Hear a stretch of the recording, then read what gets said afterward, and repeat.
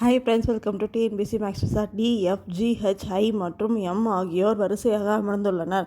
ஐ மற்றும் எம் ஆகியோர் மையத்திலும், எஃப் மற்றும் டி ஆகியோர் முதலிலும் இறுதியாக அமர்ந்துள்ளனர். ஜி என்பவர் டியின் இடதுபுறத்தில் அமர்ந்துள்ளார். அப்படியானால் எஃப்பின் வலதுபுறத்தில் அமர்ந்திருப்பவர் யார் அப்படின்னு கேட்டிருக்காங்க. ஃபஸ்ட்டு ஐ ஒரே ரோவில் உட்காந்துருக்காங்க. ஆனால் ரோனா நார்த் சைட் பேசி தான் வரும்.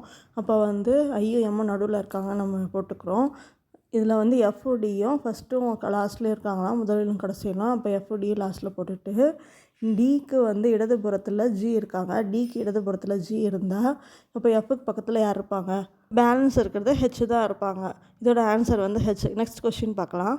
ஏ equal to 26, SUN equal to 27 எனில் CAT equal to question mark.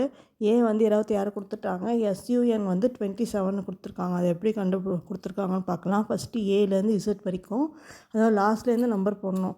இசட்டில் 1 2 3 4 இப்படி எழுதணும். அப்போ ஏக்கு 26, பிக்கு 25 கிடைக்கும், சிக்கு 24 இந்த மாதிரி எழுதிட்டு ஏவோட வேல்யூ 26 நம்ம கொடுத்துருக்காங்க. அப்போ எஸ்ஸுக்கு வேல்யூ கண்டுபிடிச்சா எக்ஸோட வேல்யூ 8, யூக்கு என்ன கொடுத்துருக்காங்க 6, இப்போ எண்ணுக்கு 13 நமக்கு தெரியுது. அது இப்போ எல்லாத்தையும் ஆட் பண்ணால் 27 வருது. அதே மாதிரி சிஏடிக்கு போடணும். இப்போ சிக்கு 24, ஏக்கு 26, டிக்கு 7, எல்லாத்தையும் ஆட் பண்ணால் இதோட ஆன்சர் 57.